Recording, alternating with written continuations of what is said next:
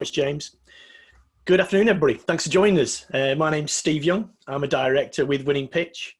Why is that important? Well, I guess it's important for a couple of reasons. One is because we are an organisation, a management consultancy, a training organisation that helps small businesses grow faster, stronger, for longer. That's what we do. But also, and quite conveniently and quite usefully, we're also a fast growth business ourselves. So we did make that shift from 0 to about 11, 12 million in about 12 years. So we've made that scale up journey, if you like.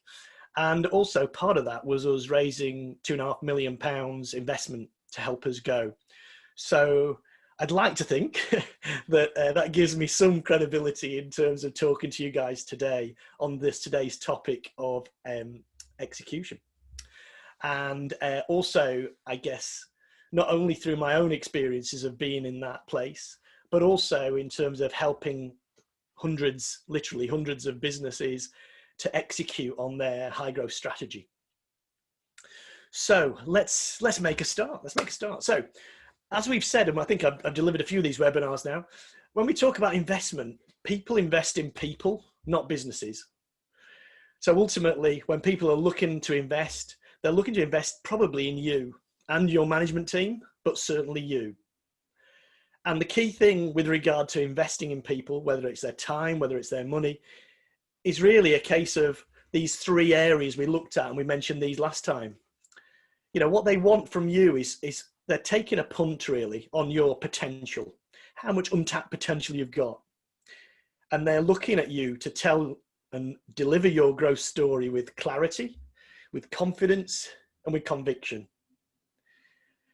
And I guess a key part of that, or running through all that, is they're looking at you as you pitch to them or in the meetings or whenever it is, they're looking at you and thinking, will this guy or lady in front of me deliver on what is probably a hockey stick graph that I see in every single business plan?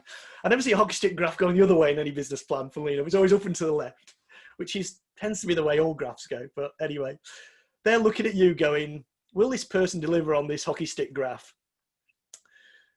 They've looked at your business plan, and the bottom line that's going through their mind is really about execution.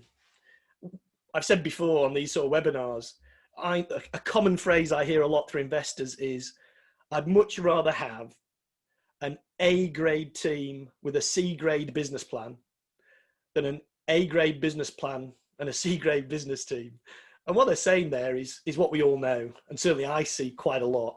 I see hundreds of great ideas, hundreds of great business plans, but what I don't see hundreds of is execution, is turning and commercializing and making that plan work.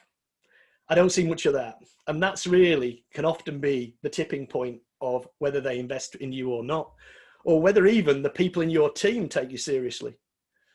So execution is absolutely critical. So we use this word execution. And I guess for me, you got to think about, well, what is it and why does it make all the difference, Steve? Why are we actually here today? And I think for me, execution is a number of things. It's the gap between setting objectives and delivering results. It's the conversion of your strategic intent into an operational reality. I guess it's the discipline, the art, the science of getting things done, delivering the results, translating the frontline goals into frontline action. You can use whatever cliches you want, but ultimately it's about getting stuff done. That business plan, that strategy, that plan, can you get it done? And in order to do that, we need to really have some discipline. Well, why does that matter? What does it mean to you?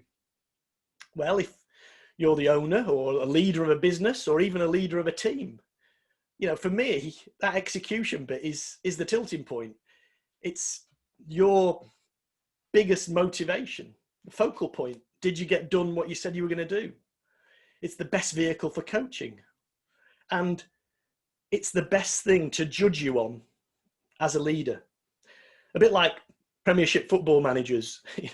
It doesn't matter how great a nicer person you are if you don't deliver. And ultimately, certainly with some VCs I've worked with, they are as brutal as that. You know, if you can't get the results, then you're out. No comment. That's just the way it is. So you're going to be judged on whether you deliver on what you said you were going to deliver. And that's kind of just the way it is. What we see with high growth businesses and ambitious companies is this situation. Some of you may have even played this out in your mind when you've done your vision. Oh my God, that day when I've got just everything coming at me. Why did I even want to go down this track? We often hear the phrase of, I'm just too busy to grow the business. I'm too busy to scale. Or the best one is, actually, there's just not enough hours in the day, Steve. There's only 12 hours and 24 hours in the day, and I just don't have enough time to grow the business. That's a common one.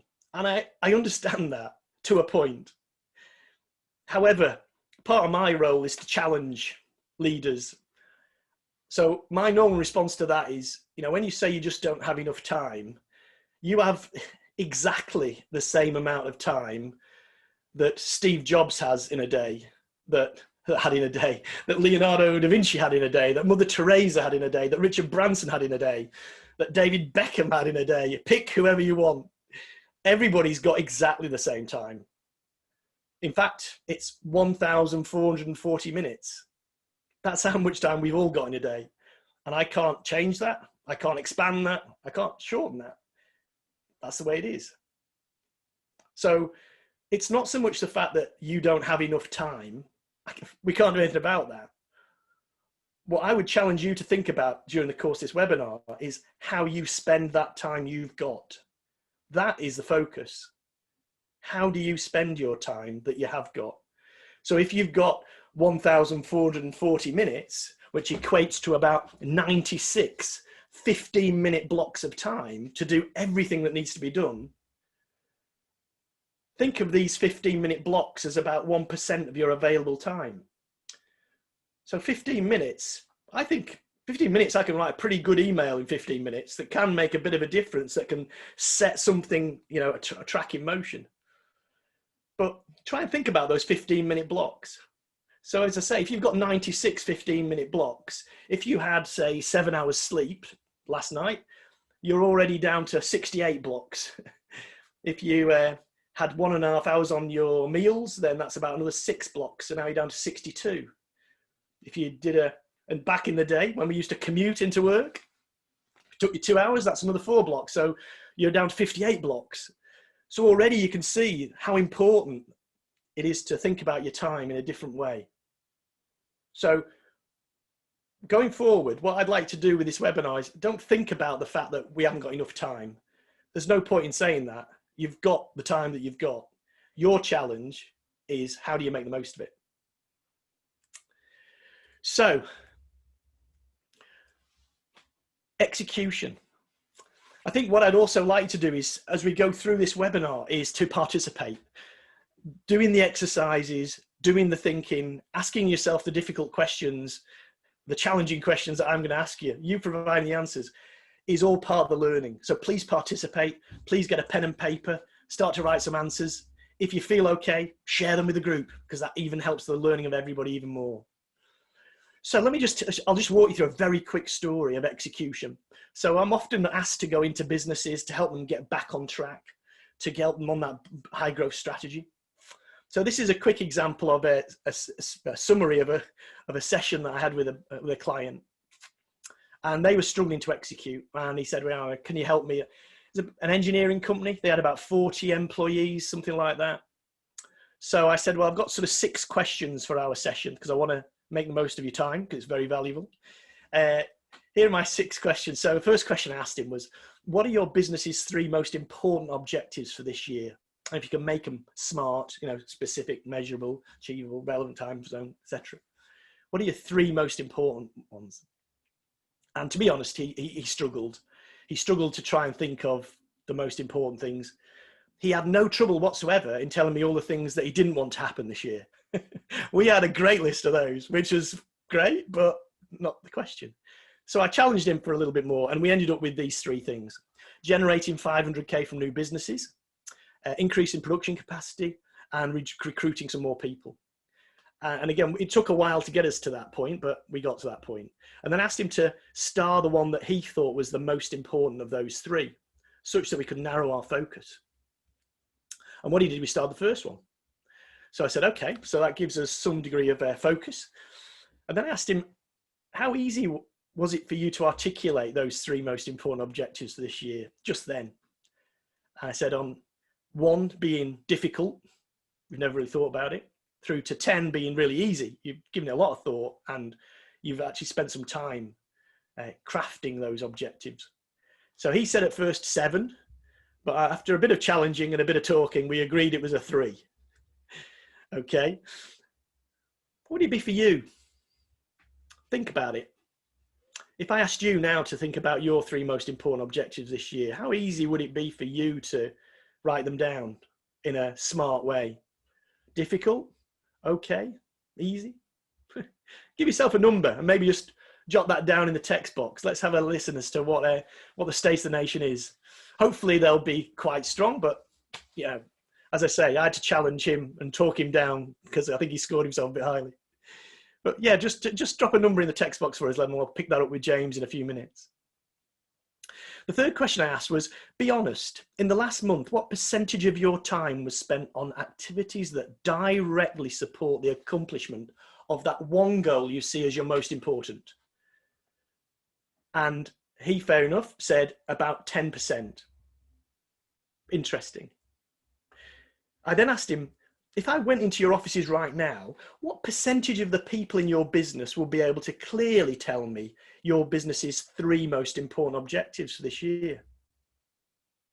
And after a bit of thinking, about 5%, which was actually his top management team. Fifth question I asked him was, what percentage of your staff will be able to tell me specifically what they understand their role to be in supporting these new business and vital objectives? Same number again, 5%, basically just the top management team. And then finally, 6th question, what percentage of the people in your business will be able to tell me how your organization is performing against these really important goals, target versus actual? Again, just the top management team. And I think if I'd have challenged, I'm not sure how well they will have articulated them. So at the end of the session, this is what I showed him. I said, look, this is a situation. First of all, the reason why we're not executing would seem to me is that we haven't got clarity around what objectives we're really focusing on in this business. Second thing is that you're spending 10% of your time on the most important goal and 90% of your time not on that most important goal, on other things. Also talking about the fact that right now, the people in the business don't know what's important. They wouldn't be able to know whether they're on target or not. And even, they wouldn't even be able to tell me what their role was. So this would say to me, you know, in quite an easy way, why this business wasn't executing. It sounds obvious. All these things sound obvious, but when you're growing a very fast growing business, it's easy for every leader inside us to work, I guess, in the business rather than on the business. We're all very busy, but your role as a leader is execution as much as anything else. So, as I say, it's part of your job description for me. If you're not executing, you know, are you leading? Are you even managing? So that's the question that I would ask from there. So I think in terms of James, have we got any numbers in? What are we looking like? What are the scores looking like? Well, we got Lisa gave her top 3 priorities for the next year. Brilliant. Creating a bespoke CRM system that provides a lean system of working to enable us to scale quickly when required without duplication. Generate a turnover of 1 million for the year by identifying and securing sales for 3 social and landlords.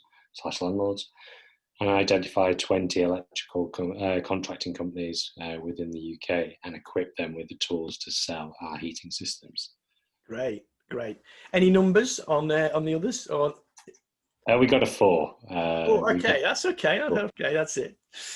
Okay, so what we're going to do in today's webinar is try and get you focused. We're going to be talking about disciplines, and one of the disciplines is narrowing your focus. So we're going to try and get you to think on maybe if you're going to impress an investor, or if you're going to get back on track, we've got to think about which particular area of the business it is that needs some support right now.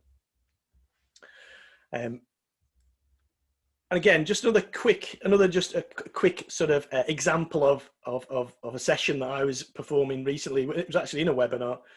The question that I was asking was, what's the thing in your business that should be happening but isn't? I'd like you to think about this one as well. So, which high-level element of your growth strategy is currently not performing at the required rate? Is it sales? Is it finance? Is it marketing, operations? Which bit? Because what I'm guessing is that if you've set yourself some really hairy, ambitious targets and objectives, there might be a bit of that. One of those might currently be needing to be a bit of maintenance, needs a little love and attention. Which part of your business is currently not performing at the run rate that you want it to? When I asked one of the guys in the webinar this, he said he put in sales. So I thought, that's fair enough. That's quite a common one. What I then asked was, to what degree can you express this in terms of a specific and measurable performance gap? After all, it's one thing knowing that sales in this case is your problem, but how much of a problem is it? So can we get a performance gap in there? So he said, well, the annual target is 500K. We did set monthly targets, but these seem to have disappeared when it became obvious they weren't being achieved. We've never dared to work out how we stand cumulatively. And that's a common thing, is people, once they start getting behind, a bit like sales bonuses and things like that, once people realize that they're never going to be able to achieve the objective, what we find within maybe 3 or 4 months is that they stop reporting on it because it's embarrassing, and because also it's too painful to do so. Third area we talk about is, to what degree is this objective something you're responsible for, or is it a member of your team that you've tasked to do? So this chap put, ultimately it's me, but Tim, our business development manager, is tasked with winning new customers, so it's his job. So interestingly there, this is maybe something that's been empowered and delegated, or has it?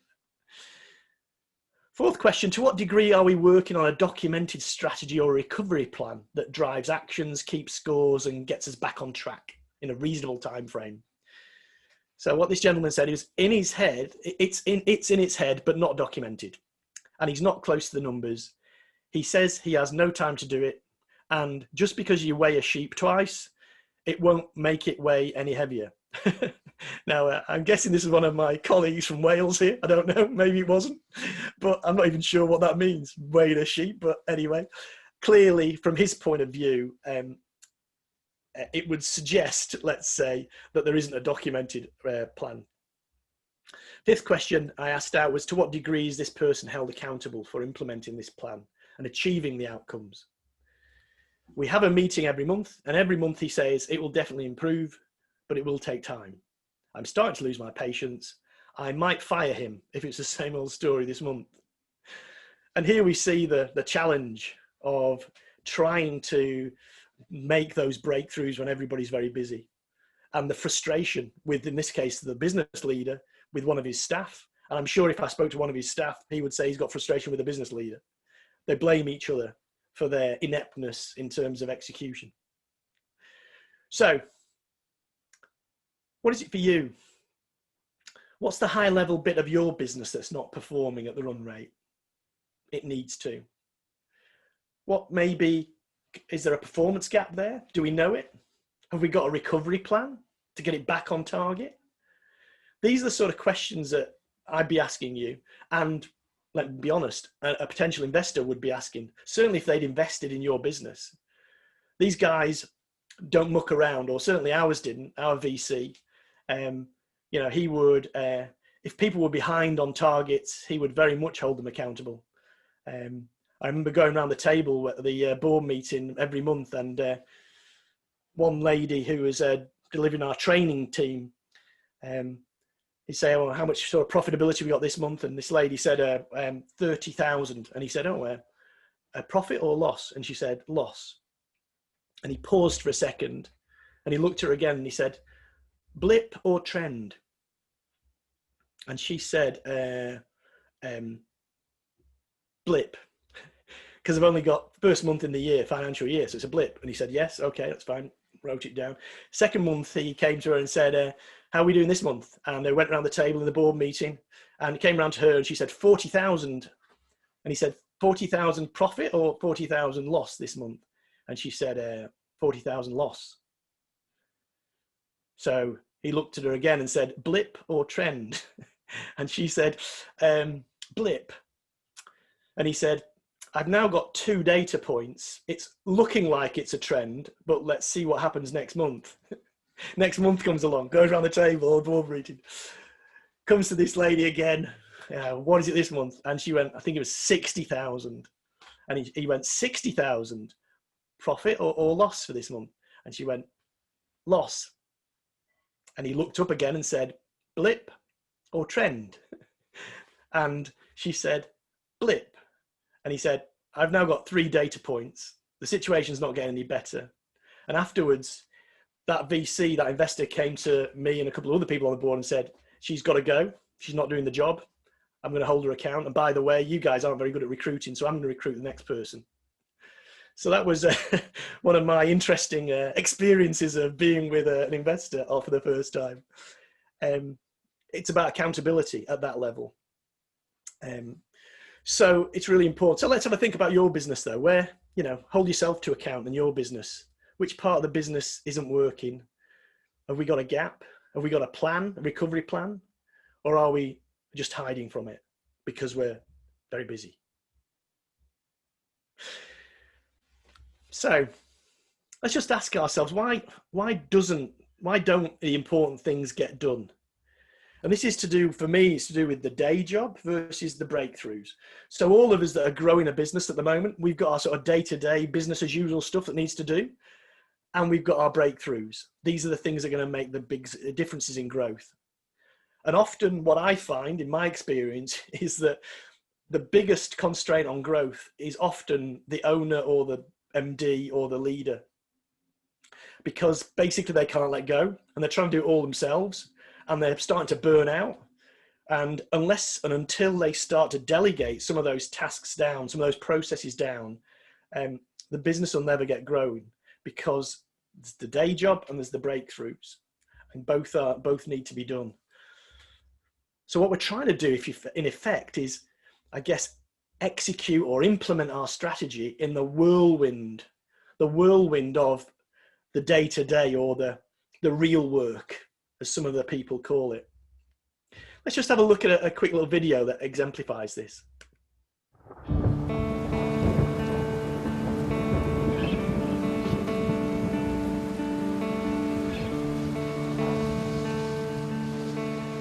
He never thought execution would be so difficult. After all, the people in his organization work for him. Nobody else is paying them. When he was in business school, they never even studied execution. They studied strategy. He's been into his plan almost a year. And if he's honest with himself, not much has really changed. So why does this always feel so much harder than it ought to?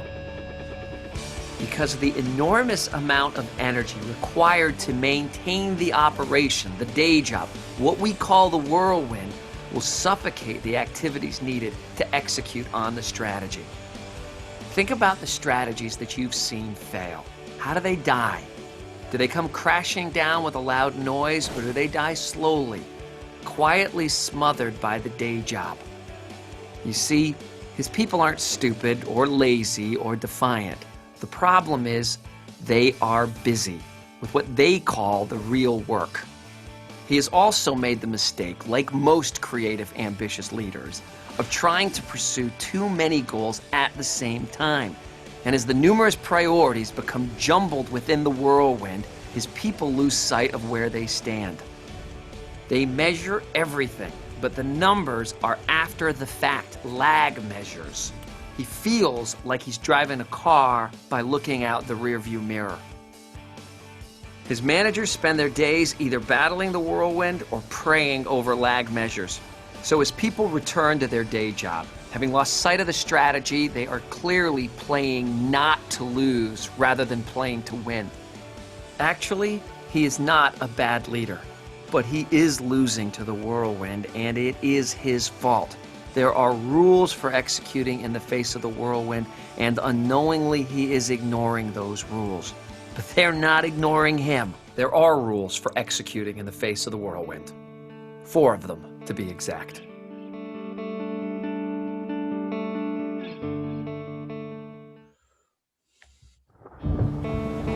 So there's 4 disciplines of execution there. I wonder if any of you on the call today can sympathise or empathise with our leader there in terms of trying to get things done in the whirlwind. We're all to a certain extent in that whirlwind, I suppose. We talk about disciplines of execution, and the reason why I call it disciplines is because I guess today disciplines as a word is used quite a lot. We have the disciplines of things like nowadays about things like self-distancing between each other with COVID. We have disciplines to do with religion disciplines. We have maybe people who are on diets, disciplines, etc. So what is a discipline in that context and in this context?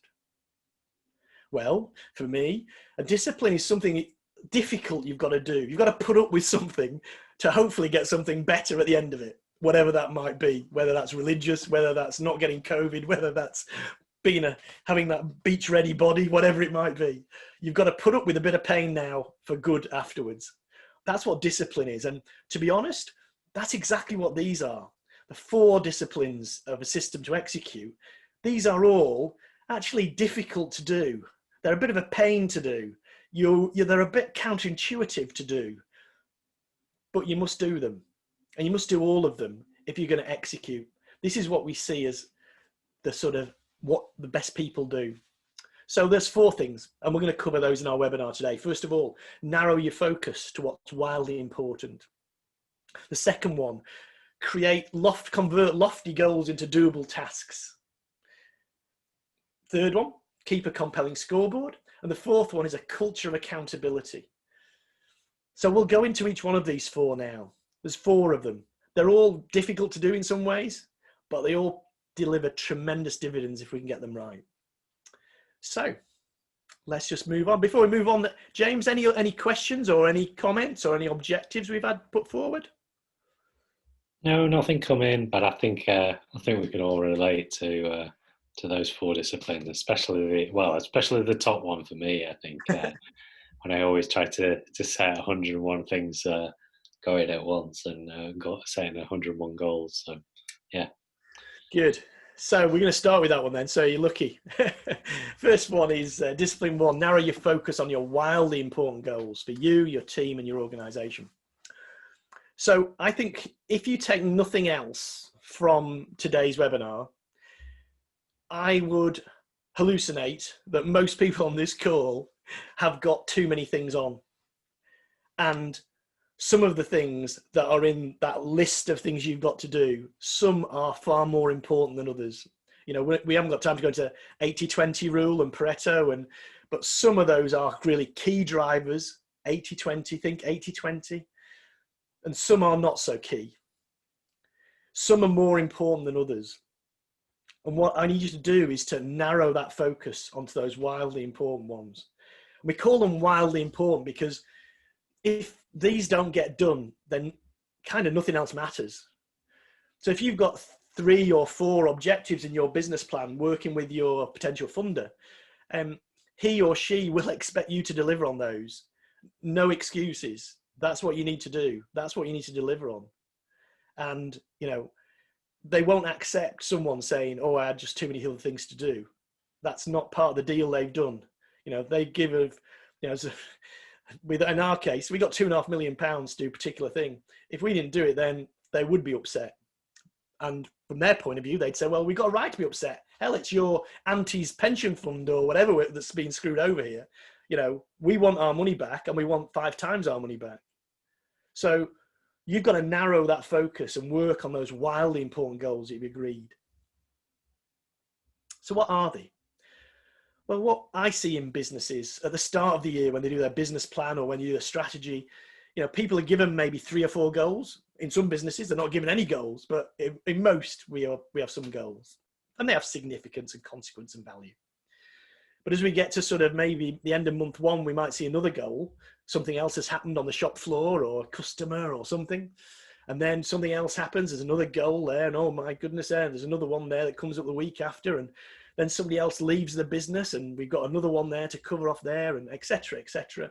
And all these develop into a big whirlwind of stuff that forces the leaders to work in the business, not on the business. That forces you away from what you're there to do, which is to, you know, guide that business or guide your team. What we need to move to and change our thinking is to wildly important goals. So as I say, failure to achieve these renders a lot of the other stuff inconsequential. But, and this is why it's important for high growth people like yourself, these wildly important goals demand your finest efforts to get them done, because they're difficult, because they're big, because they're hairy, because they're thorny. They need your finest effort, not just, like, as we said earlier, 10% of your time. No. These are difficult to do. They need you and your finest effort. So you've got to find a way of making sure that you can delegate, or that you can dismiss, or you can do something with the business as usual stuff. You need to keep a grip on it, but you don't need to do it. Otherwise, you'll be the biggest constraint there is. You need to be focusing more of your time on the wildly important things that are going to drive up your share price and increase the value of your business. So you can, when you decide to exit, get a big check. Think like an investor. You know, think about, what am I doing today? What am I doing today? Is it actually increasing the value of this business? Is it actually increasing my share price? Start to think like an investor rather than a chaotic manager. Get other people to do some of those other goals.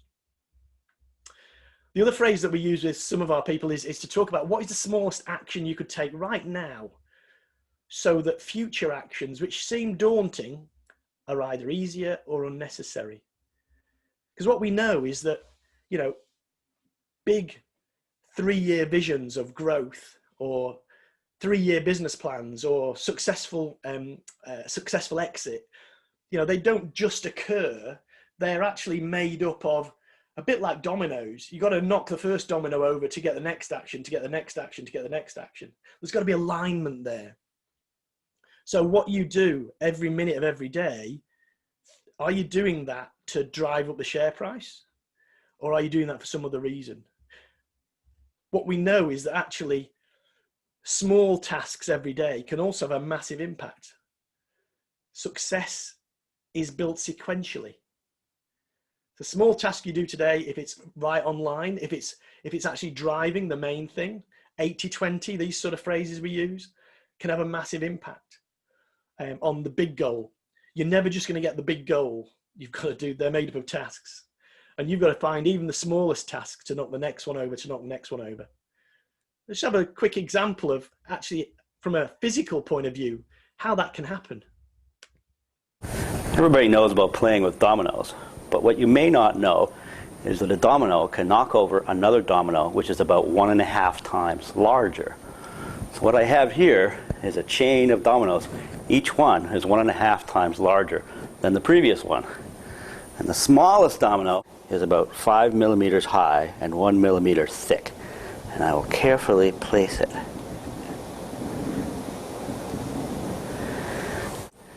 And there are 13 dominoes. And the largest domino, it weighs about 100 pounds and is more than 1 meter tall.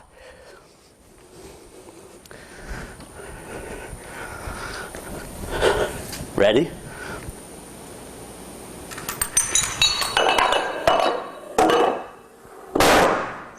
Boom.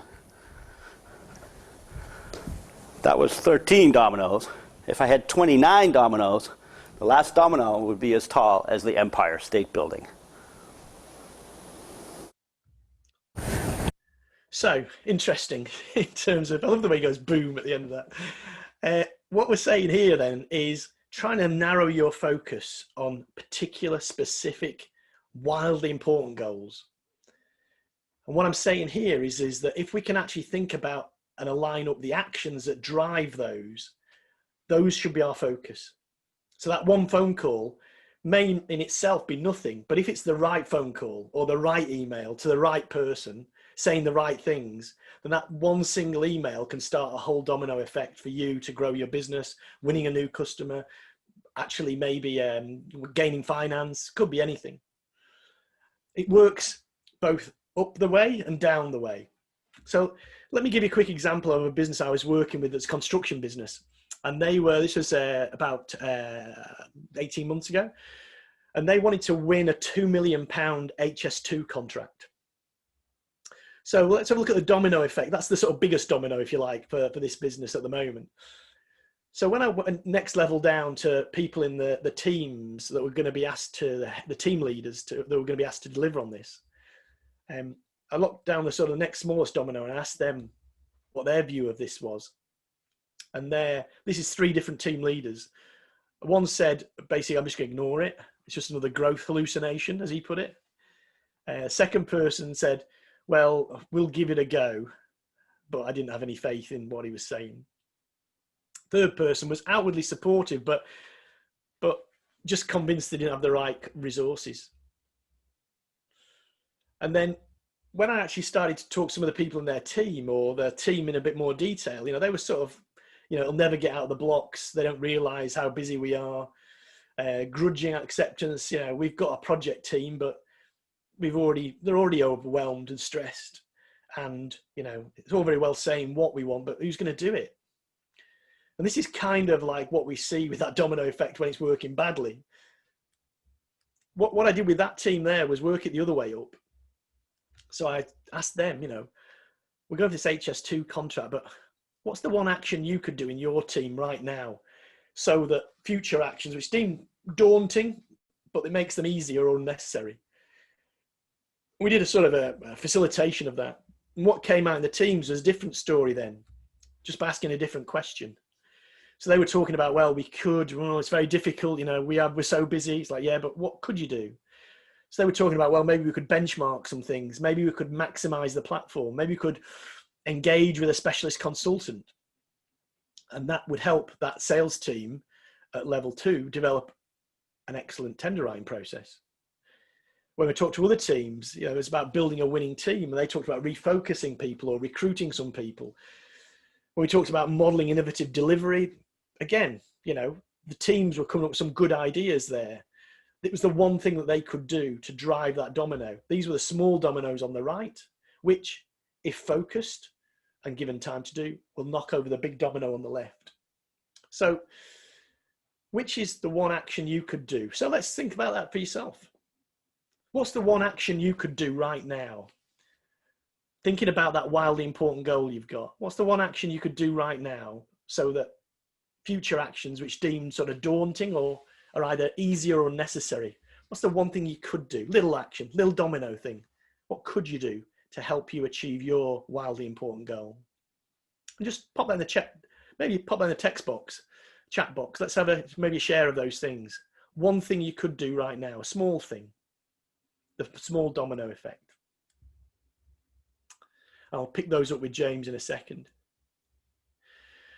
So let's have a think in terms of for you, for your business, for your execution. What I'm talking about is narrowing your focus. So if you narrow your focus, it's really important that if you narrow your focus, you are absolutely clear on what those objectives are, what those wildly important goals are. We've got to be absolutely clear on them, clarity. And the way we do that is to say what it is we want to do. And we have a from what to what by when sort of framework of curating these goals. Or as some people call it, a start line, a finish line, and a deadline. So I'll give you a range of examples here. I'm not saying yours has to be one of these, but as examples of the sort of things we normally get at this stage. So it could be generate turnover by winning some new customers from 0 to 500K by Feb 20. Could be doubling the sales of a product X.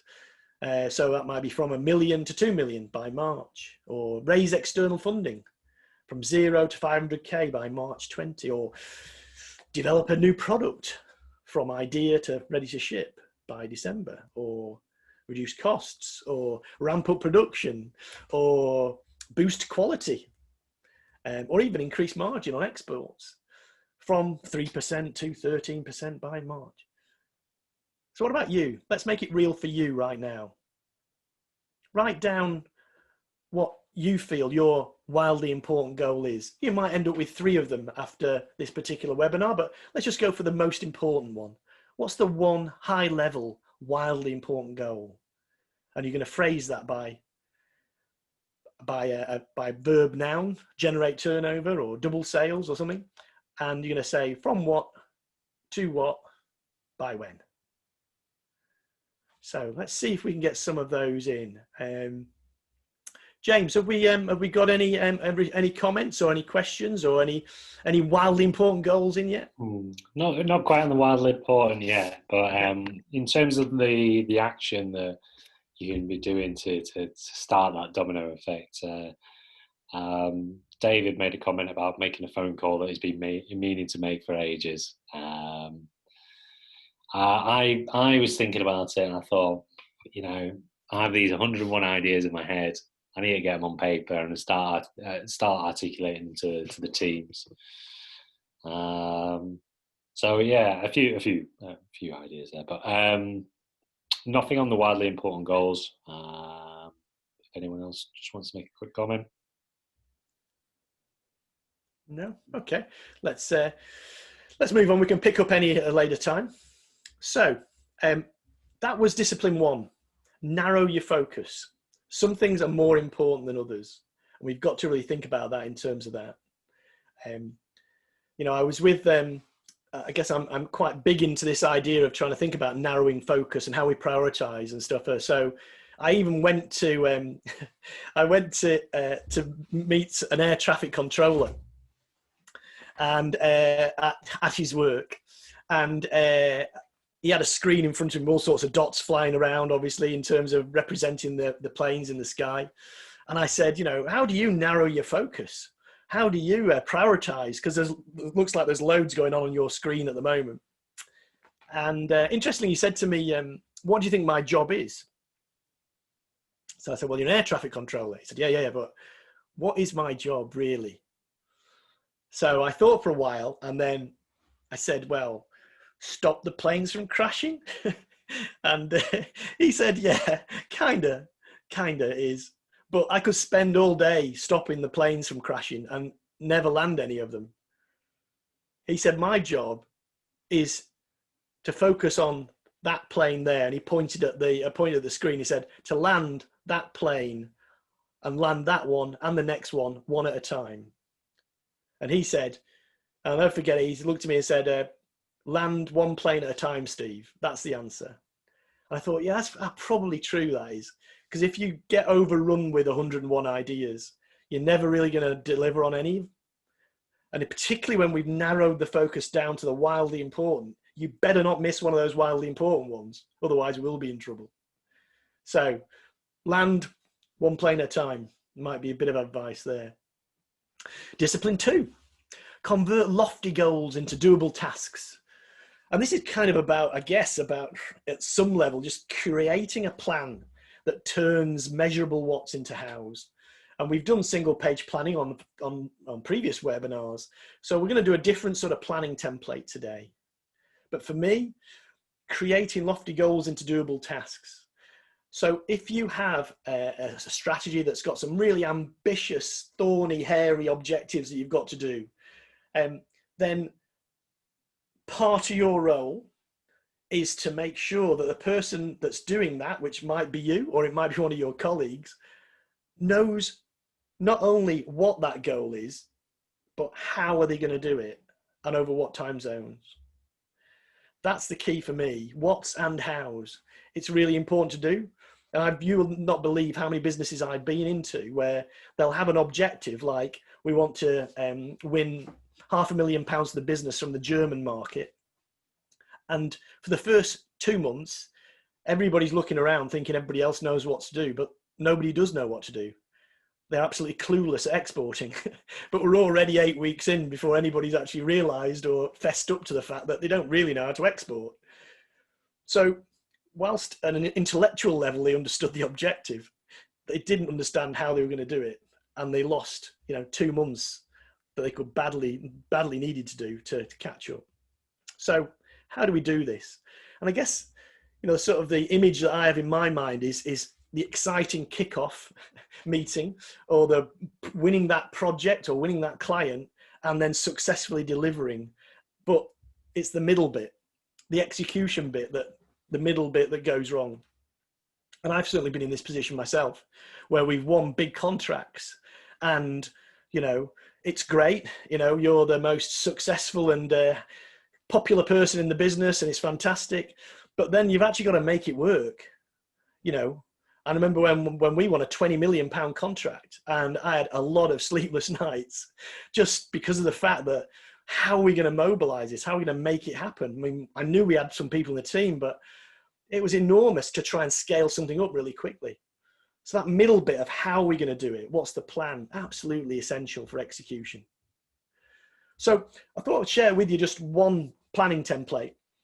And I'm sure many of you are thinking, well, oh, come on, Steve, you're going to tell us we need a plan. Yeah, I am going to tell you that, because a lot of people, particularly when they're partway through the year, maybe the delivery isn't on target. I don't see a lot of recovery plans, and that's absolutely crucial. So we use this as a recovery plan, or as a plan of keeping us on target for something that's really ambitious. It's called a GOT plan, which stands for goals, objectives, and tasks. And we generally do it on a big A0 piece of paper when we could, when we didn't have to self-distance, A0 piece of paper and some Post-it notes. And we do this with the team, because it's the team's plan. They've got to own it as much as I do if I'm the leader. So like all plans, starts off, the goal is along the top, and that's, for this business, it was increase production capacity from 500 units to 900 units per year by August 18. And you can see there we've got verb noun, increase production capacity, from something to something by a date. So start line, finish line, deadline. Clear way of articulating what the goal is. So no one has got any excuses. I didn't understand what the goal was. It's as simple as I could make it. What we do then from that goal is we break that down into maybe 3 objectives. And the way that I sometimes tickle these out is to say, what are the 3 biggest challenges we've got, or the 3 biggest things we need to do in order to achieve our goal? And this business put down, well, we need to grow the production team. We need to negotiate some new deals with suppliers, and we need to locate to a new, bigger factory. Those 3 were the key barriers that were going to stop us from achieving this ramp up. So you can see there that the first objective is grow new production team to 12 staff by Feb 18. So what we can do here, and this is a key point when we're doing these sort of mapping techniques and planning techniques, is to start from the destination and work back. So objective number 1 needs to be done by Feb 18. So the tasks that we put on this board start in Feb 18. The tasks that we do for number 2 by August 18 start in August and work back from there. And the ones for third one, June 18, start in June.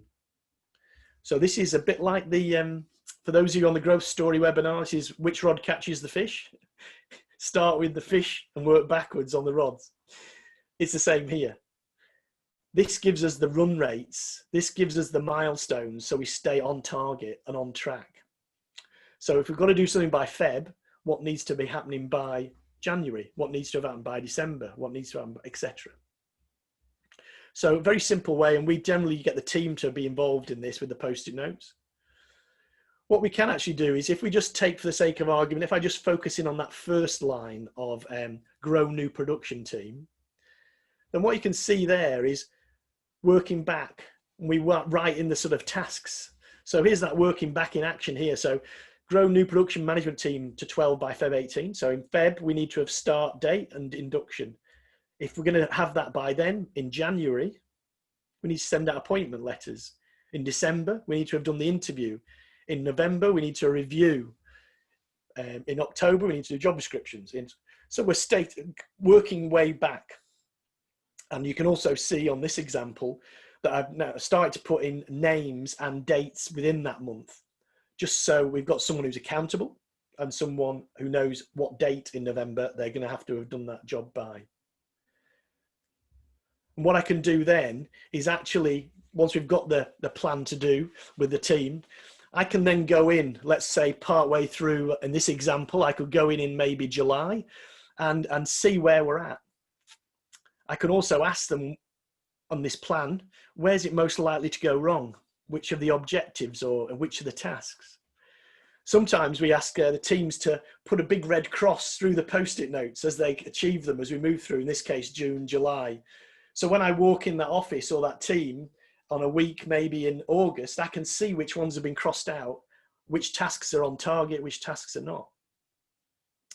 So it's a very team-based way, very visual way, very clear way of making sure that we are turning and converting lofty goals into doable tasks. And we know that lofty goal is one of the important ones. It's a wildly important one. We've narrowed our focus, so we better achieve on it. Another quick example. I'm not too bothered whether you use the GOT planning template, goals, objectives, and tasks, or whether you use something more traditional like a Gantt chart. What I would say on this is an example of a Gantt chart is try, if you can, maybe think about putting performance on there.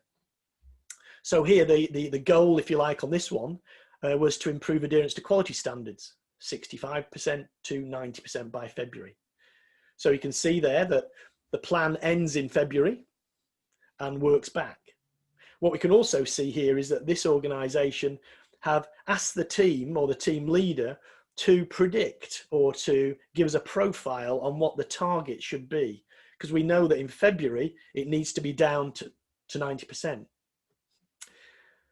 This team, obviously, when they were doing their plan, said, well, first few months, 6 months, you won't see much difference because all the tasks, there's a time lag between the tasks and the outputs, okay?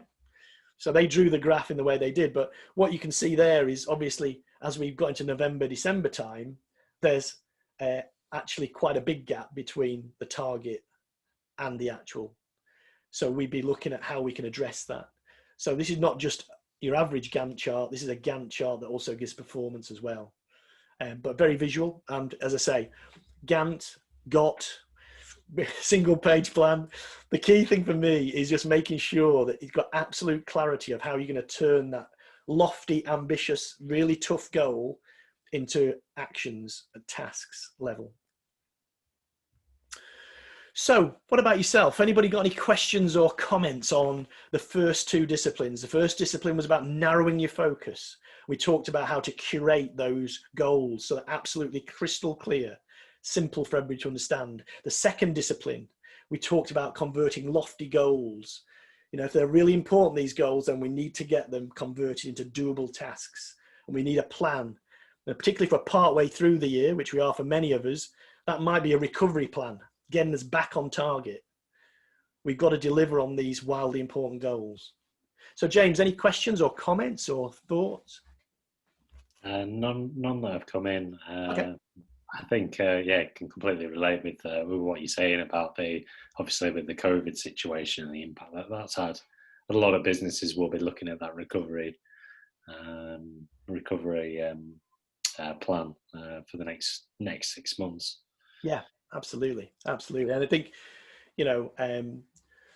I think for me, it's a case of all these disciplines are even more important with regards to the COVID situation, because a lot of us are trying to lead remotely.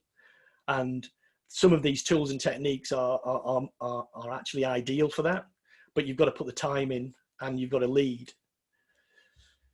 So discipline 3, keep a compelling scoreboard featuring leading and lagging measures. So some of you may have heard the old joke about people talking about the fact that they have a mushroom culture. And when you say, what's a mushroom culture? And they say, oh, well, our bosses keep us in the dark and feed us bullshit.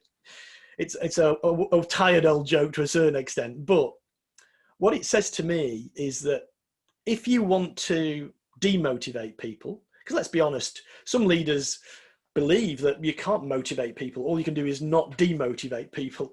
But if you want to demotivate people, what would you do? Well, you'd ignore people in your team. You wouldn't tell them what the score was. You wouldn't tell them how they're doing. You wouldn't motivate. That's how you do it. And yet, when I ask people, so have you got this this project that you're doing that's really important? You know, presumably it's got a good visible scoreboard that you're all working to, or a KPI chart, or a dashboard. Call it what you like. And often it's a scrawny bit of Excel, which is, you know, about as motivating as a damp fish. So what we're going to do is make this more motivating. We want to capture it. And if you've not got a scoreboard or a dashboard for your project or your breakthroughs, your wildly important goals, then I would say you're missing out on a massive motivation factor for your staff. I know I was playing football with my son when he was a bit younger, out in the back garden. We got some small nets in the back garden. We're playing football, and we were just kicking it around. I was in goal, and he was kicking it to me. And I remember sort of saying to him, just as a bit of a side comment, I said, "Oh, what's the score?" And he was about sort of 8 years old at the time, and he said, "What do you mean?" So I said, "What's the score?" And he said, "Oh, what are we playing for real?" And I said, "Yeah, we are. Yeah, I'm Manchester United. What are you?" And he said, "Oh, I'm Barcelona." And I said, "What's the score?" And he said, "Oh, 8-0 to me." I'm sure it wasn't, but anyway. But from that moment on, when we were playing, the difference in attitude, the difference in effort was enormous. And to be honest, I've used that phrase a lot of times with my team and with clients, particularly if you've had an investment and you've got an investor on board. We are playing for real. Let's make no doubts about it. It is playing for real. You know, in some cases, with some deals, certainly with our deal, we had 2.5 million, you know, we had somebody's house on the line. Personally, I had to sign to say that if we didn't achieve our deal, I wouldn't get a salary next year. So are we playing for real?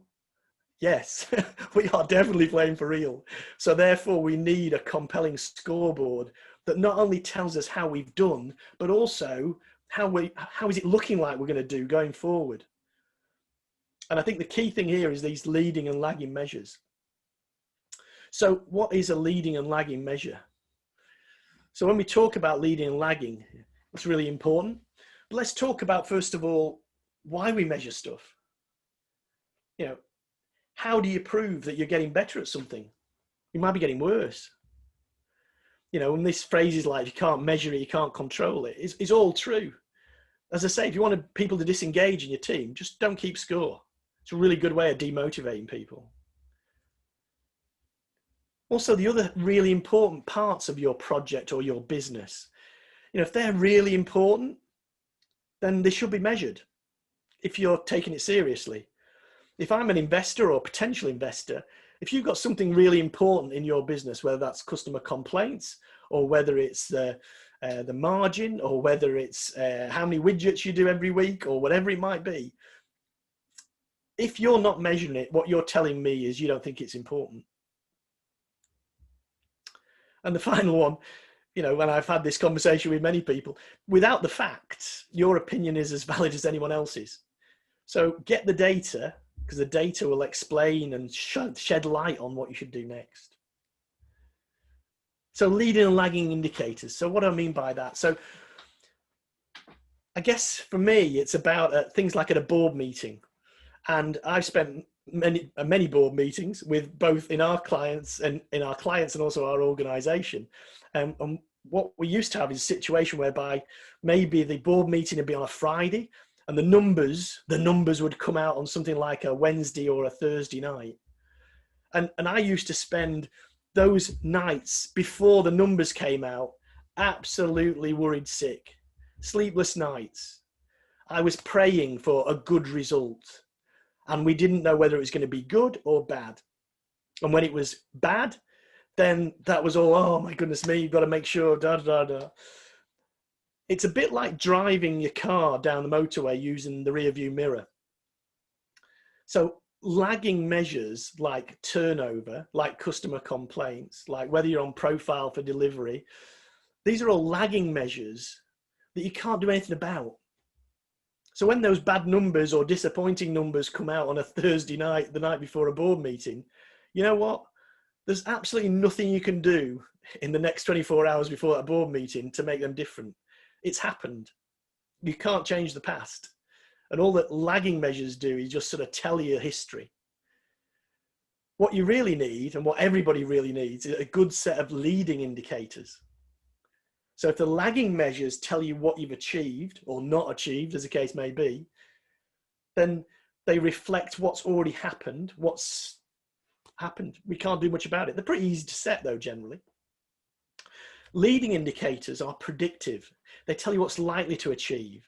So this is actually driving down the motorway, looking forward through your windscreen and occasionally looking up in your rearview mirror, but definitely looking forward.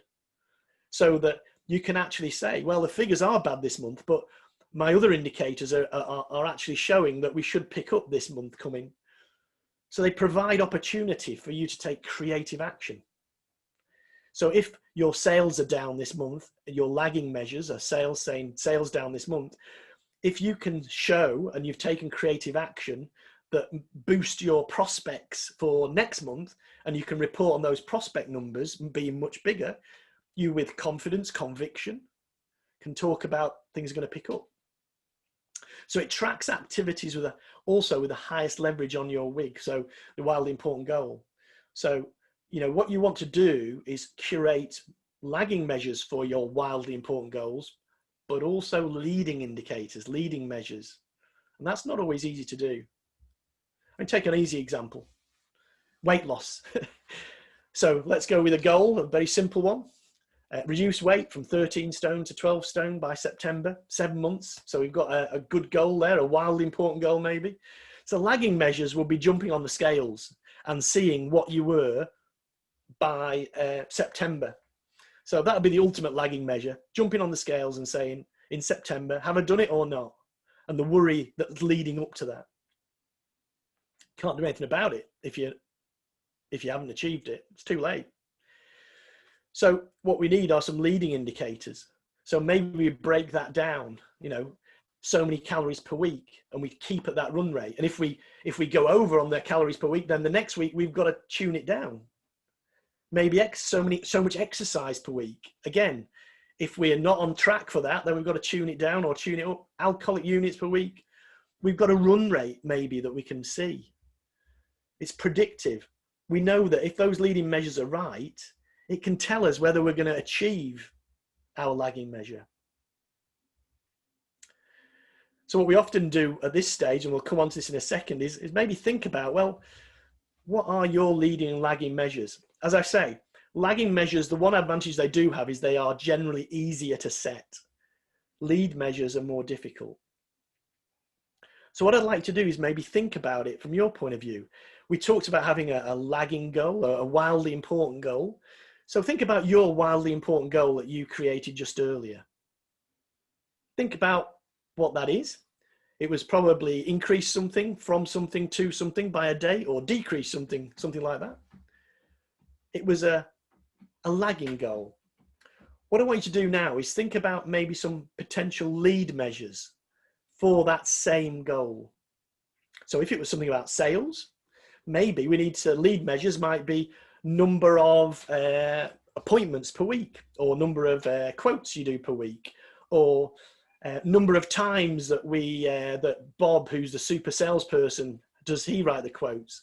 Or maybe it's something else. Maybe it's to do with the pipeline measures.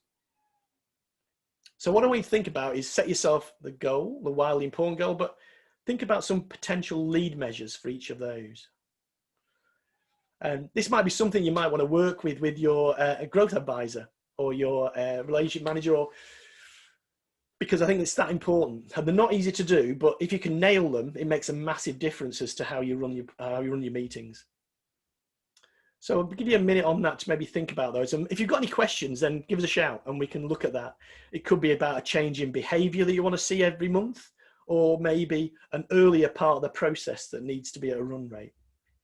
Leading, lagging. So again, just a very quick real example here. You can see in this example, we've got some lagging measures. So this is all about this company wanted to generate £1 million worth of sales from new clients by March 18. So you can see on the top left, their dashboard is including a target per month. So you can see the targets in blue, and they've set that to 18 million. And you can see that each month, April, May, June, they're reporting how they're actually doing. So you can see at the moment, they're not actually on target here. They're delivering below target. The scoreboard, the graph on the right-hand side, so that is a cumulative. So you can see there that there's a target there, cumulative target, and their potential and the natural there. So obviously, with them being down in April, May, and June, you can see the actual is down on the cumulative, as you'd expect. But what's really important and interesting here is if we take that down a level to the leading issues, the leading measures, complete 6 quality introductory meetings per week is a lead measure of them getting those sales. So they've got to 6 meetings, they've done a dotted line across, and they start to measure how many meetings they're doing per week. And you can see here, they're doing about 4, and then 3. So if those lead measures are down, we know for a fact that the time lag will mean that the actuals will be down as well. So in June, as an example, you can see there that we only did maybe something like 3 meetings. So my hallucination would be that in July and August, we probably wouldn't be getting the lagging measures. We do the same for bottom right as well. So this is the pipeline. So you need to have a pipeline measurement of 2.5 million. The lead measures that are way below that in April and May. And you can see that the cumulative is not great. And that cumulative isn't going to improve much in July, August, and September. I know that from looking at these predictive lead measures. So if I'm with this business, what I'm doing is to say, focus on the lead measures. What are they telling us? And what actions do we need to do to make sure that, in this case, we drive more introductory meetings, or we drive up the value of that pipeline? And that's what we'd have the meeting around, to execute. Because if we keep on doing what we're doing, there's no way on earth this organization is going to achieve that. So this is how we use the leading and the lagging measures to help us make better decisions in meetings, to help us affect the end result. The other thing about scoreboards, dashboards, whatever you want to call them, visual management boards, is actually to make them visual, is actually to get them out there so the team can see how they're doing. We already said, if you want to demotivate a person or demotivate a team, ignore them and don't tell them how they're performing. We all want to know that we're winning. So what we see in manufacturing companies is, sort of visual management boards up there. This was another organization that I worked with. They said safety, quality, delivery, cost, and morale were the 5 things that they had. So again, visually up there, not words, not spreadsheets, but graphs, colors. This was one that we used in our organization. So I'd literally gone down to an office supplies. I bought some hardboard and also some card. And these graphs here they're in Excel, but they're exported, copied and pasted into PowerPoint. And we just blue tack them on there. And at the end of each month, we change them over. And, this was unbelievably to say it, but people actually looked forward when they were coming into the meeting to see where they were on the performance dashboards. Had a tremendous impact on our motivation and allowed us to structure the meeting on the bits that we needed to focus on.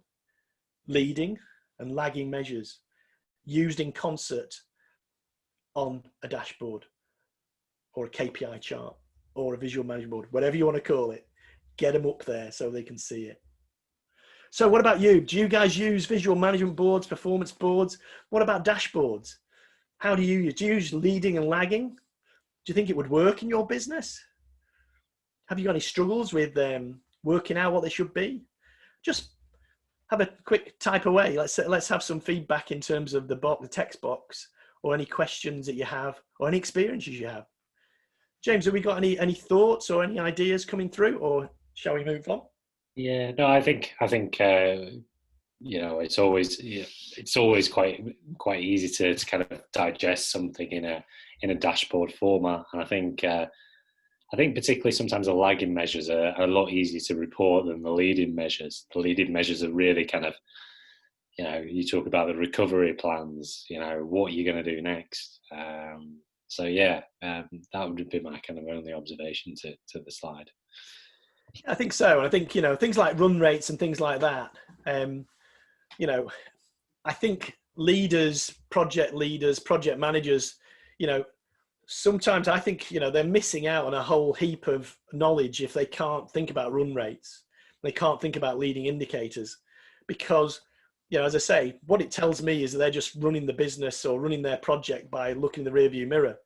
And if they're doing that, then their chances of making the right decisions to impact upon the end result is pretty much sometimes just a punt. They don't really know what they're doing. So getting them up there, getting them visible, and keeping the team involved, really important way from an execution point of view. I mean, you think about it. If you were late into a football match, when in the days when you could go to a football match, what's the first question you ask if you're late in there? What's the score? Exactly. Yeah. So that's the thing you ask, because that's what you want to know. And it's the same with anything. Now, interestingly, one could say, well, yeah, but that's a lagging indicator, Steve, because at half time, what's the score? Lagging. Can't do anything about it. 2-0 down. Correct. But maybe what we could do, if we're in that half-time dressing room, we could say things like, well, I've looked at some leading indicators of that football match. And actually, the proportion of tackles we're winning is only 15%. Or the number of times we're actually in the penalty box is only 2% of the time. What could we do to change the style of play to get in that penalty box so we could score? Maybe we should hoof some big passes up there. So the leading indicators help dictate to you what your tactics should be to get back on track. Okay, we've had 3 disciplines so far. First discipline was about narrowing your focus on the wildly important goals. Bottom line is you haven't got time to do everything. And I think this is something that I've had to come to terms with as a leader in a high growth business, is every day, every week, I have to accept the fact, you know what, I just don't have enough time to do absolutely everything. And I think once you come to terms with that, that forces you then to think, well, what is the 1 or 2 things I must do? And as a leader looking for investment, looking to grow your business, maybe you want to be thinking, what are the 1 or 2 things that I could do today that will really drive up the share price, that will really improve the value of my business? Small things. And I know there'll be people on the call saying, well, yeah, share price. Oh, yeah, right. That's not really me. But, every business has a share price. Every business has a value. What you need to be doing as a leader is adding to that. So 4th discipline is about creating a culture of accountability.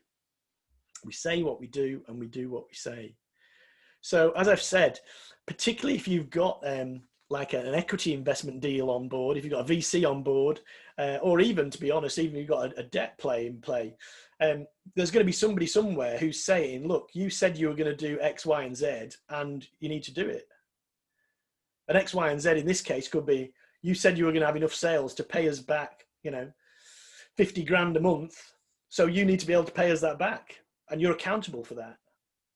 Or if it's a VC play, an equity play, the VC person might be sat in your boardroom saying, you said you were going to deliver on this business plan, which meant you were going to do £500,000 of sales in a new country, and you've not done it. And they will hold you to account for it. So we've got to get, in a nice way, a better culture of accountability, or a performance culture, as I like to call it. And one of the ways to do that, one of the 80-20, one of the key ways of doing that, and it sounds a bit dull, and I have to admit, but we see those businesses that are good at executing have more regular meetings, more regular face-to-face, whether it's Zoom nowadays, but regular catch-ups with their teams to make sure we're on target. So it doesn't last a month or sometimes 2 months before you as the leader get the bad news that we're way off target. We may never get back on target. So what I'm proposing here is saying what we're seeing is sort of what we call WIG meetings, or wildly important goal meetings. So these are about 45 minutes. Doesn't have to be long, but the agenda is pretty quick. It does away with the sort of creeping death sort of team meeting of tell me how you did and tell me how you did. And it just goes on forever, those sort of meetings. So the agenda is pretty sparky. It's about reporting on what you committed you'd do last week or last month. It's reviewing your scoreboard and learning about successes, probably focusing mostly on lead measures rather than lagging measures. And it's for the leader, possibly you, to clear a path and make weekly commitments to people in your team to help them develop and achieve stuff. So there's no place to hide. And again, just to make the point here, what can I do this week to impact on the lead measures? As we've said, by the time you see the lagging measures, they've probably already occurred and there's not a lot you can do about them.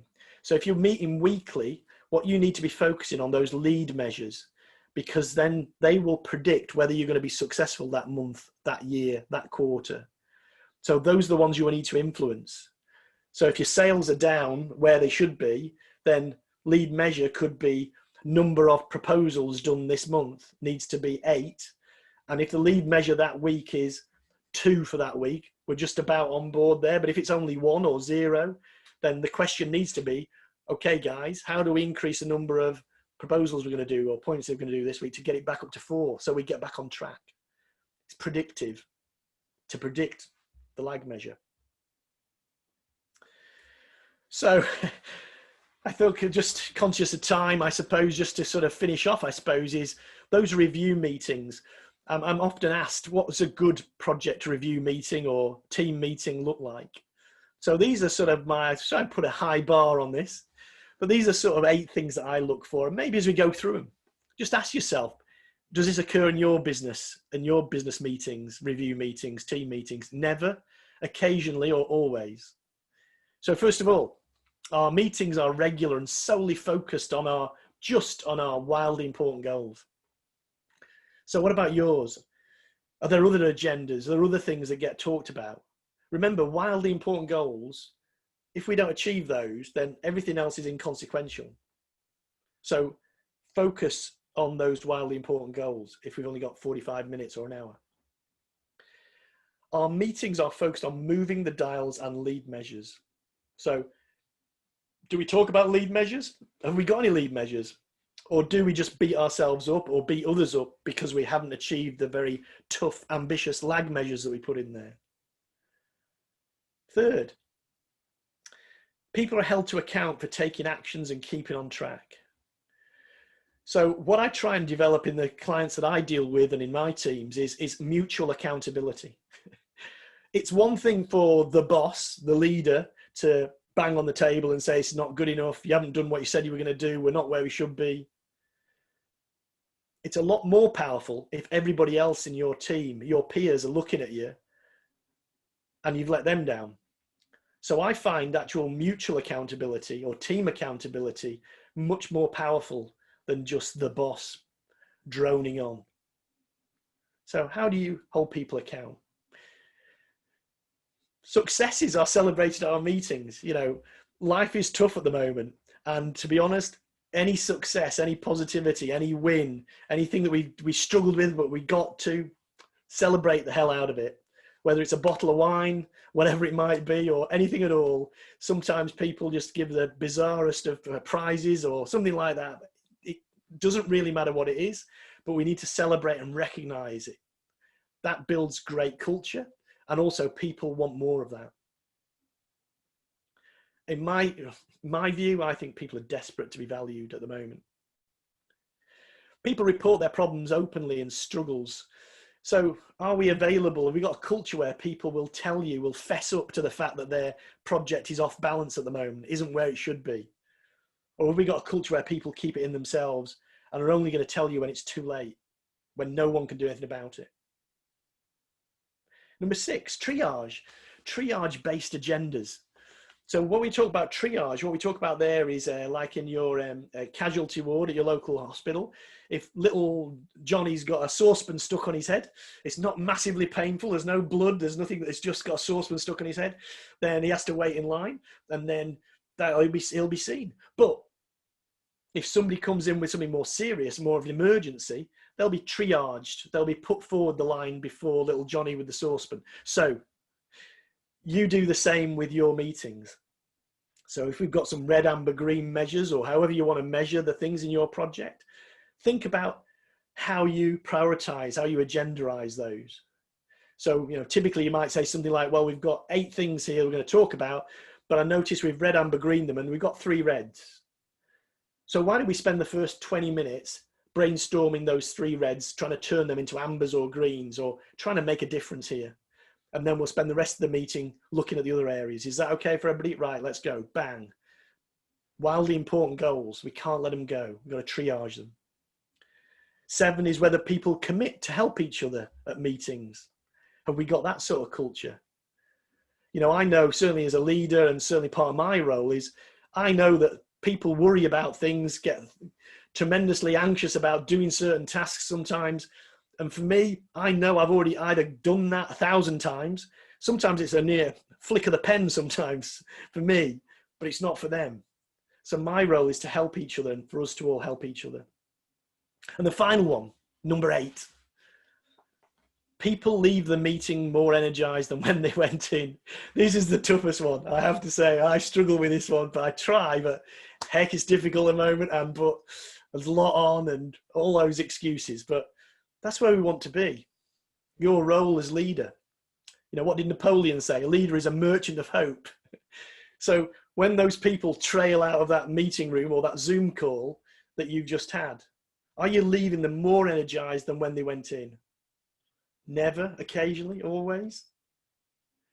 That's the bar that we should be having. And these are the sort of agendas that I see in the successful executors. So, 4 disciplines we've been through.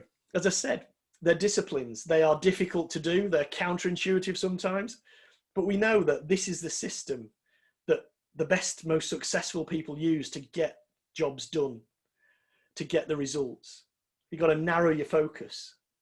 You've got to convert those lofty goals into doable tasks through whatever planning template you want, but we need a planning template there so that we know what the task's being done. The front line is very much, for many businesses, the bottom line.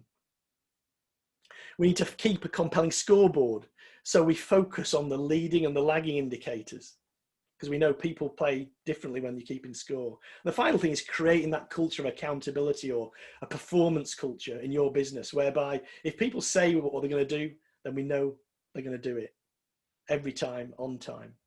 And if you can do these 4 disciplines, even though you've got a whirlwind of business as usual, or the real job, the real work as they call it, if you can do these 4 disciplines, then what that allow you to do is to really convert that strategic growth intent into an operational reality, and that operational reality into results. Okay, so maybe final sort of little we've got is maybe have a think about, start doing, stop doing, do more, do less, keep doing. So after today's webinar, after we've been going on for the 4 disciplines, maybe pick something you're going to start doing or stop doing. Pick an action that you're going to do more of or less of, or maybe tell us something that you're going to keep doing. Maybe just pick one of those boxes and just maybe join us in the chat and just drop something in the text there. Or any questions you've got on what you've heard today. Why is it different for you? Why is it so difficult? What's stopping you from executing more effectively with some of these disciplines? So if we've got any questions or texts or anything like that, I'll pass you back to James. Thanks, Steve. And yeah, I guess I'd be interested to see what people are going to start doing more of following the webinar today. Steve, just could we move to the next slide? And I'll just do the closing slides before I open the floor to questions. Just to let you know that we do have 2 upcoming webinars. One is around leading your team with real-time information. So it's looking at, some of the stuff that we covered today around dashboards, management informations at your fingertips, really being able to make those cutting-edge decisions. Both leading and lagging. So we're going into a little bit more detail on that on the 15th.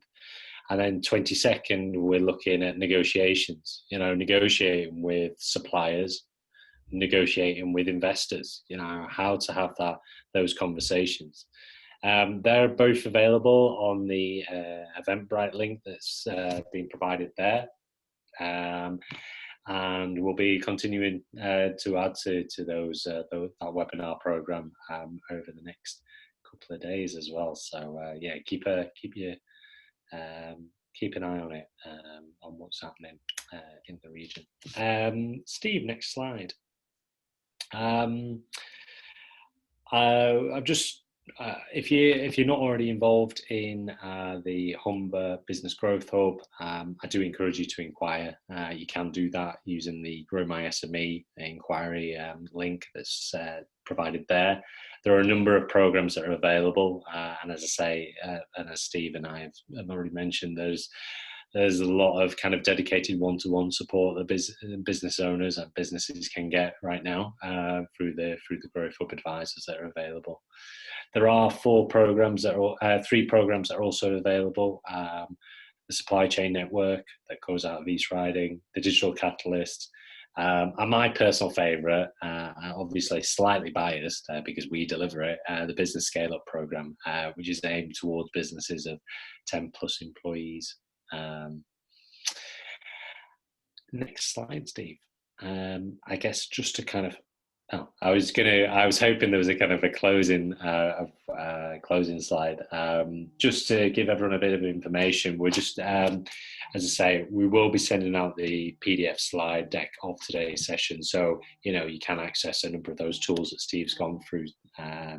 We'll be sending through the recording as well. So you can use it as a point of reference.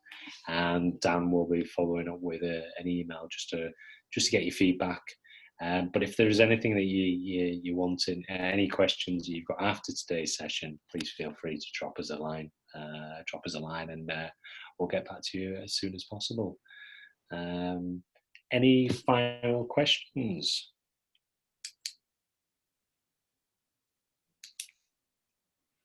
Brilliant. Well, we'll bring a close to today's session, and just like to say thank you for coming along to today's session. Thank you. Thanks, guys.